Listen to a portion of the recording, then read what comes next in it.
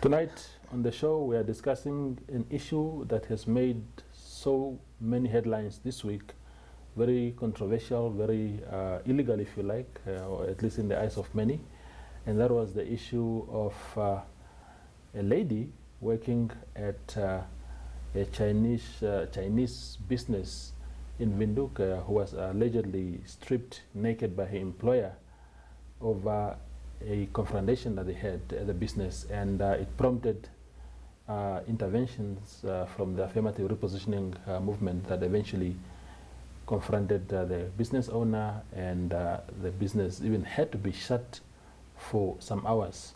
To discuss this with me tonight on the show is the worker herself, Ruth George, who is of course the victim in this particular incident, and Natangwe Julius, an affirmative repositioning movement activist who was among the first people to arrive at the scene.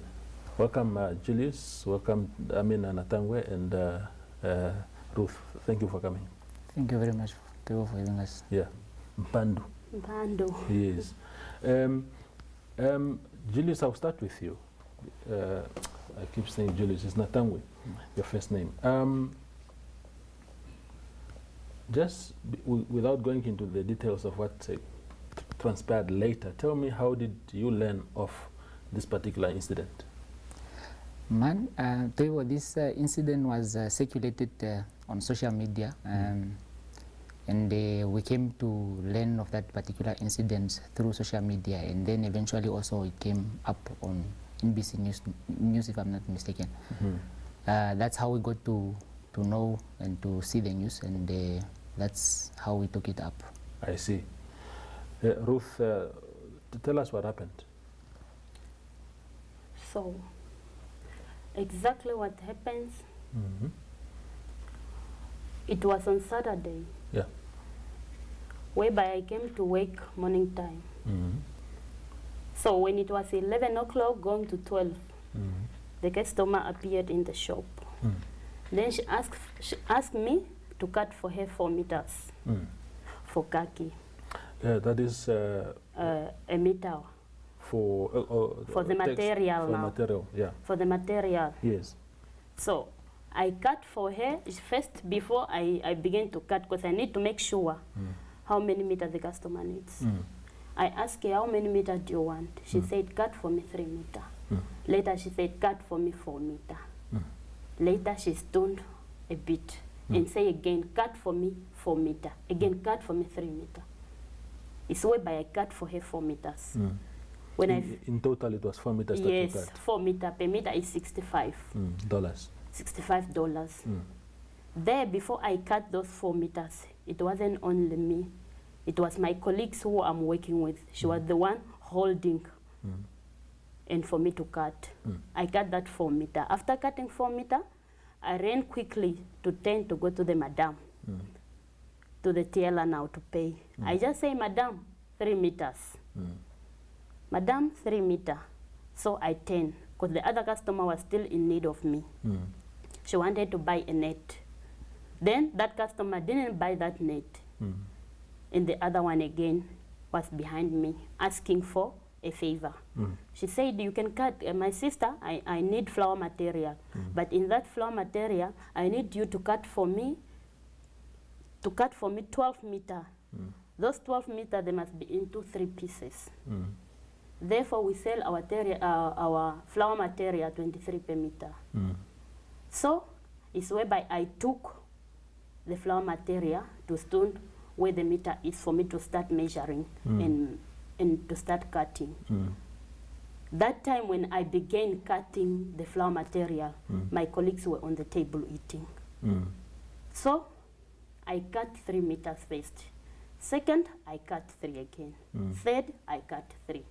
When I finished cutting the third one, for me to put it nicely, my other colleague finished eating.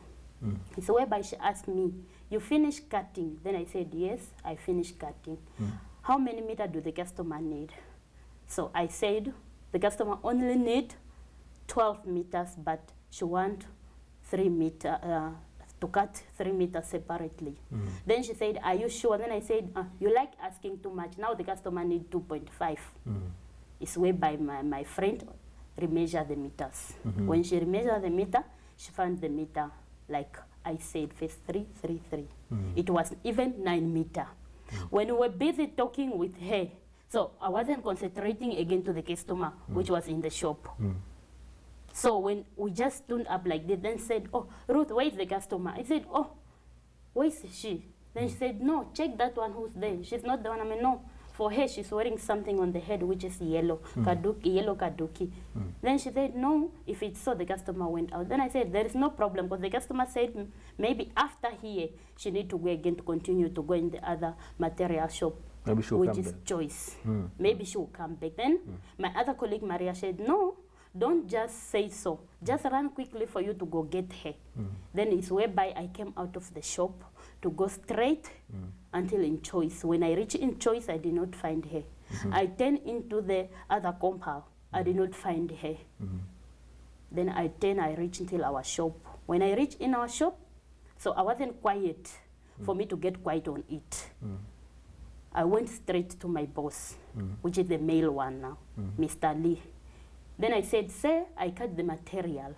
But the material which I cut, the customer did not buy it. Then he said, how many meters did you cut? I said, I cut 9 meters, but 3 meters separate, 3 meters separate. Then the boss is angry. How can you cut the material, but while you cannot see the customer where the customer went? I mean, no, because it's McKenna. She made me concentrate on her when she was remeasuring. And my intention was not again to check where the customer was. I thought that maybe the customer is just standing close to me while the customer went already. No, you cannot cut the material and the customer to go out. So he asked me, how many meters did you cut? I said 9. With what did you cut? I said, I cut alone. Then he said, okay, if you cut alone, I'm going to check in the camera. It's whereby he went in front and check in the camera. When he was busy checking in the camera, it's whereby he called me. He showed me, see, here you're cutting 2 of you, Esther and you. Whereby you were cutting khaki material. You cut 4 meters, but when you came to the medium, you said it's 4 meters. It's 3 meters. Then I said, say, if it's so, I just forget. I'm a human being. But actually, I cut 4 meters. When I ran quickly to the madam, I said 3 meters. I thought that maybe it's 4 meters. So that customer went out already. Then he said, okay, if the customer went out already, therefore you are going to pay 65 times 3 for the other meter which the customer went with, and you forgot to tell it. I see. Tell me quickly. I think what transpired is clear. So when he said that you must pay $65 per meter, is it? Yeah, 65 times 3 now. Times 1 3. meter is times Yeah, it. okay. And then how did you respond to him? I said, I'm just going to pay this material only 65, because as a person can do mistake, and as a person, no one is perfect. Everyone can do mistake. Yes. After that is whereby he said, no, you need to pay it 65 times 3. I'm charging you because the customer went out with the material without paying it. And then after disagreeing on that, what happened then? After that, my boss didn't agree on it. So it's whereby he went back to the flour material and said, for this 9 meter again, which you cut, 23 per meter. Now you are going to pay per meter 3 times. It's whereby I said, how can I pay the material which is already in the shop? For the material which went out, I may afford to pay it. And for the material which is in the shop, I need to resell it so that I can pay that money. I cannot pay it double because the material is still in the shop. Yes. And then what happened? So, maybe without going into now the back and forth arguments, what happened? So he just say, pay this 9 meter, 23 times 3 per meter. And again, pay this 65 times 3. And again, pay my uniform, which you are wearing 300 times 3. So it's whereby I was saying, I cannot afford paying all those money. For him, then I said, okay, if I made mistake, and for you are judging me on this, and me, I'm not going to afford paying this.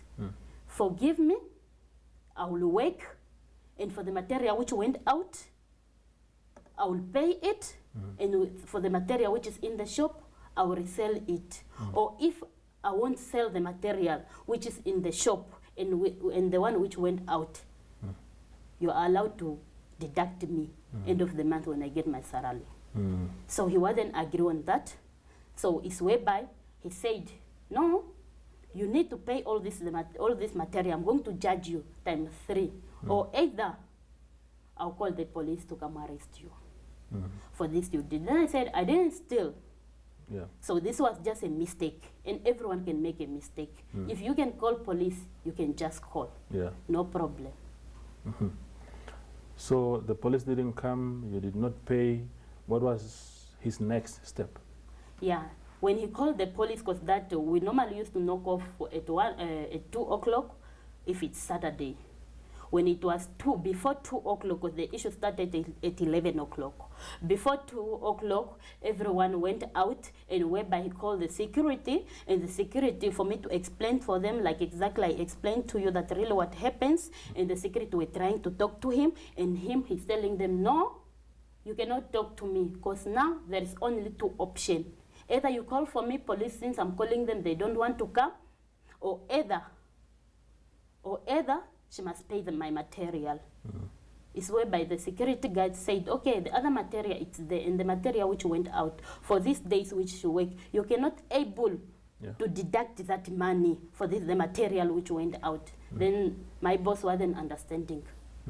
So after that, is whereby the security, the male one, he tried to get in touch with their boss.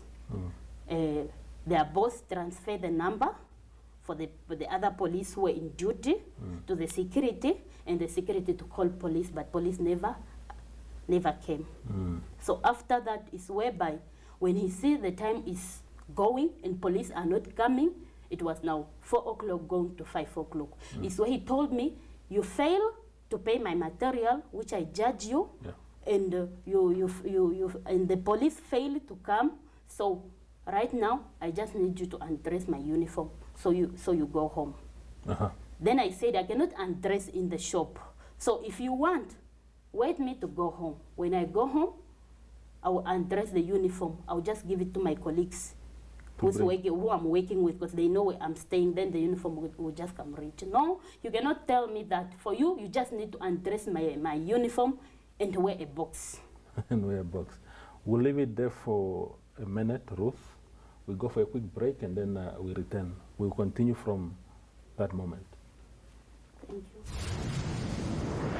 Season 1 of the Hunters Chill session is coming to a close. To celebrate Hunters and the Namibian Sun, we'll be having an exclusive invite-only event at Access Lounge on the 23rd of November. You can be part of this. Stand a chance to win exclusive double tickets for you and a friend to attend the Hunters Chill finale. WhatsApp a picture of you and your friend chilling with your favorite Hunters to 084 000 9820. Hunters, refreshes like nothing on earth. Not for persons under the age of 18.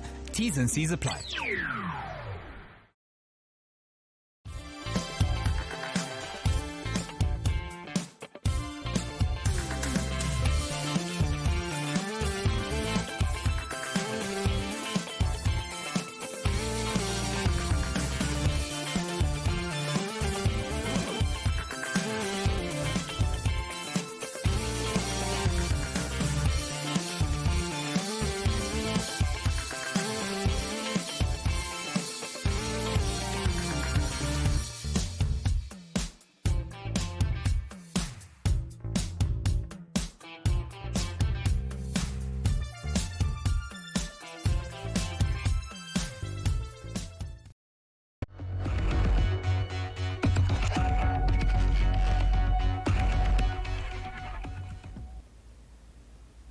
We continue our conversation with Ruth George and Tangwe Julius.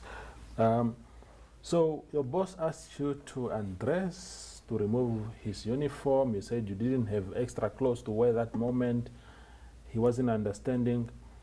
What happened next?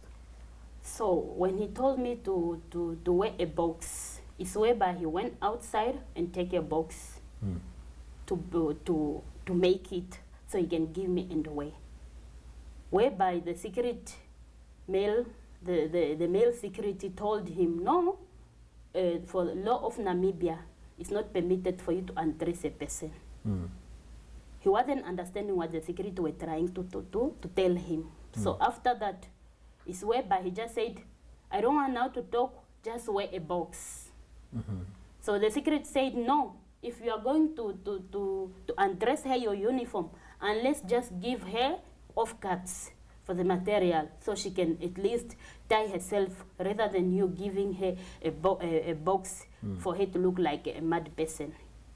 So it's whereby I went, he just told me, go and stand there so you undress. It's whereby I undressed before he took the clothes for certain material for me to tie myself. So he took his clothes, yes. his uniform. Okay, I'll come back to you. Natangwe, is that sort of also the version that you picked up when you eventually went to her workplace? Yeah, on Sunday when we read the news, what happened was we then decided to go and intervene immediately on Monday. Yeah. On Monday we went there, the workplace. She was not there because remember she was dismissed already on Saturday. Yeah. We went there looking for the guy who is Mr. Lee. But Mr. Lee was nowhere to be found. The wife was protecting the Mr. Lee. We asked the woman, now were you present when all this happened? She said no. And all the other employees, by that time when that incident happened, remember like she said at 2, they already knocked off. So no one could provide any context of the story really until the security guard that she's referring to came forth and explained to us. But of course, nonetheless, what we've decided was that if you are hiding your husband and you don't want to talk the truth, this shop is not going to operate and we were unapologetic about that. So we locked down the shop until they then later revealed the man. Oh, where was he? We have no idea where the man was, but all I know is that a certain police officer came there, he went inside and they spoke, went out with a lady, and later on, upon consulting with the police officers, they said that no, the man is with a police officer. I see. Yeah. Okay. Now, Ruth, when your boss took his uniform and gave you pieces of cloth to tie yourself in, what happened? Did you then leave? How did you, when you arrived home, you were wearing what? No, exactly. I didn't arrive home. After he just undressed me, for me to wear that the piece of cloth which he gave me to tie myself.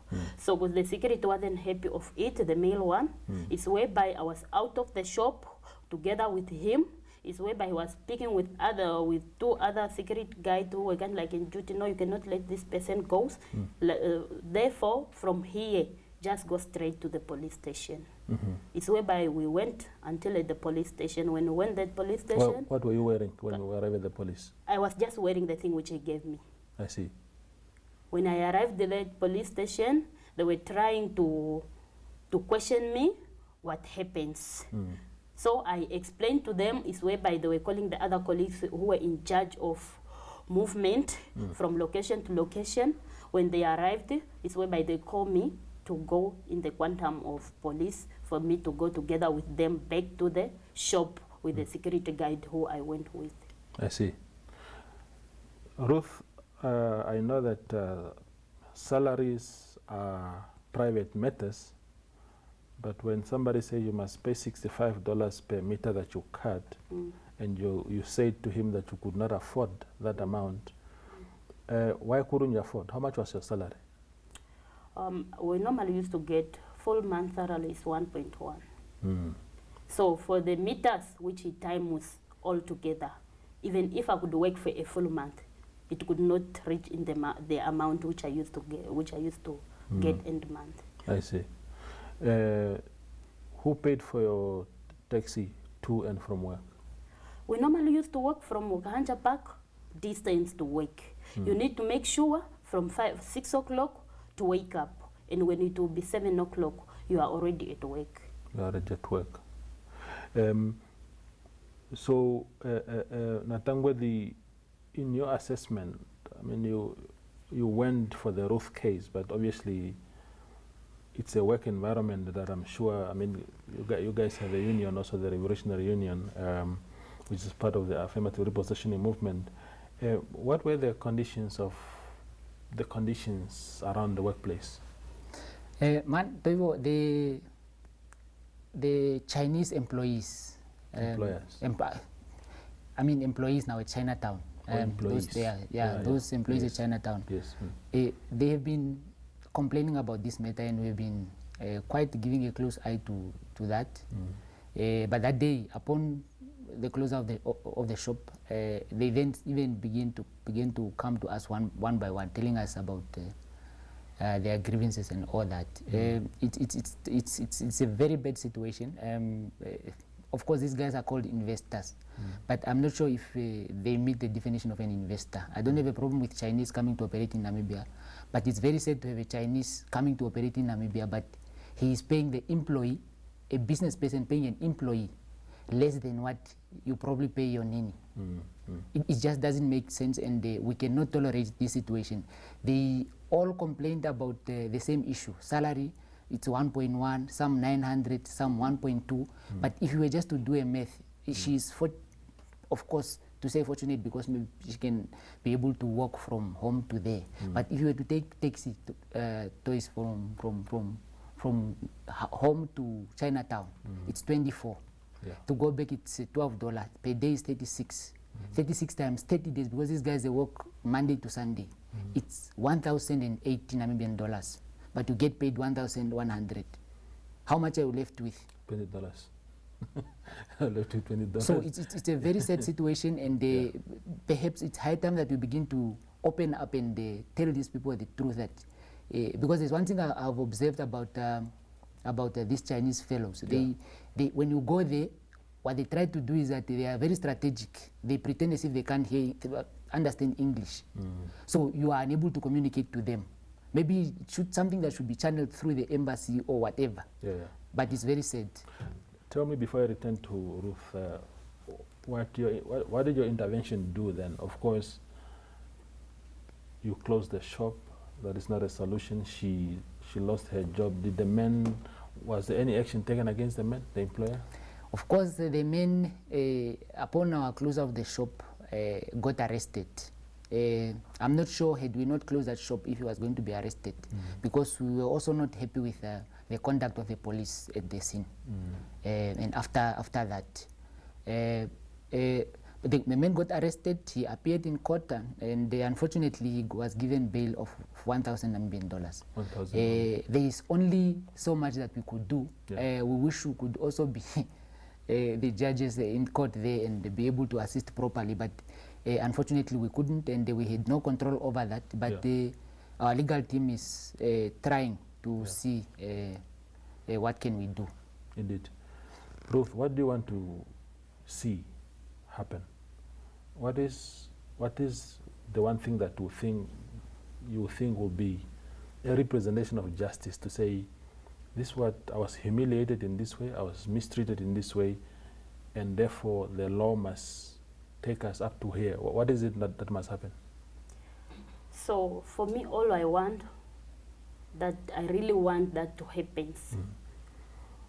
In my willings, the shop for the child is supposed to be closed, and he's supposed to be chased out of Namibia, because he's a foreigner, and I'm a victim.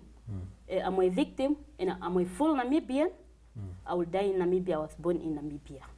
So I'm not really happy for the situations which are going through. But in my willing, the shop's supposed to be closed, and that shop never operate. So the other Chinese can learn after that if we really do this to the citizens, this is what will be next. And what I want him, I just want him to be punished, to pay me for what he did. I really want him to pay me for what he did. That is the only thing, maybe it will make me better. But in my life, I'll never forget it. You'll never forget it. Give me just quickly, Ruth, can you describe for me, because I'm thinking about the $1,000 that you got. I'm thinking about the situation at home. I'm so sorry. I'm so sorry about that. I understand what you're going through right now. How is the situation at home? Do you have kids? What do you do with that $1,000? I have one kid. Yeah. How old is the kid? It's 3 years now. Okay. I have one kid, and my mother and my father and my sisters. But in our family, no one is working in the government. So that's why I try my level best for me to work on my own, for me to support my kid, for me at least to take out and give something for my parents or my sister who's still at school. But since none of us is working. Indeed, I hear you. The last word quickly for you then is, do you think the intervention by the affirmative repositioning movement has been helpful? Because do you appreciate the fact that they intervened and confronted your boss? Yes, I appreciate it, because without the AR, I really don't know where these things could be up to. And I thank the NBC. Yes. Without them, I really don't know how these things could get up to. Because our police, they are on behalf of a Chinese. They are not on behalf of the employee. They are on behalf of the Chinese. So without them, I really don't know what I would do. Therefore, for the love of God, this is everything how it used to happen. They are helping me a lot, and I'm really appreciating it, and I'll be appreciating it until to my death. Indeed, appreciate it. Quick one, Natangwe, is this a once-off intervention? Not necessarily just in this particular situation, or are we going to see more of that? I know that the Revolutionary Union has been going to places. Is that going to be a regular site for the Namibian people who are following these things, or it was just a once-off thing, maybe to get you guys registered as a union and stuff like that? No, not at all. We want to make it clear that we are unapologetic about our intervention. And it was not the once-off thing. It will never be a once-off thing. We'll continue to do this. We cannot have our sisters. You see, she is crying on the show just like that. And the sad thing is that after all this transpired, not even a single person, even those ones that cry here about women empowerment and women what, blah, blah, all these things, not even a single person came to cut, at least Ministry of Gender or something, to come and provide the social worker to cancel this lady. It's very sad. We are unapologetic. make us being victims in this country. Let us be victims, but at least we will stand for what is right. It's never once off. We want to make it clear. They must know that we are not going to be we are not going to be apologetic about these things. And we just want to say, Ruth, we are going to be there for you. Don't cry. You don't need to cry, my sister. It's a very sad situation. I don't know if it had happened on the other side of the town, if it was going to be the case, but or just because she is from the other side of the town, that's why she's being treated like that. Not even a single person, Toivo came out. Ministry of Gender, Ministry of Safety, Ministry of Labor, Ministry of Foreign Affairs, all these institutions, none of them came to stand at least and listen the side of the lady. Indeed. Natangwa, thank you very much for coming. Thank you for your intervention. I think it's very, very important because what saddens me personally is that these things happen all the time. We are supposed to have labor inspectors in this country. There are people who get paid every month under the title of labor inspector, but we have things like this happening. I'm not talking about undressing Ruth, because that was closed doors. We can't expect labor inspectors to have been there. But the exploitation has continued unabated in those areas. So you are filling a gap that others have left open. So I appreciate that. Ruth, so sorry that you are emotionally like this. I understand perfectly why you are crying. I understand the pain that you are going through. But I appreciate the bravery to come on this show tonight and speak and tell your story. All the best for the future. Thank you. Yes. That was the show for tonight. Thank you for watching and good night.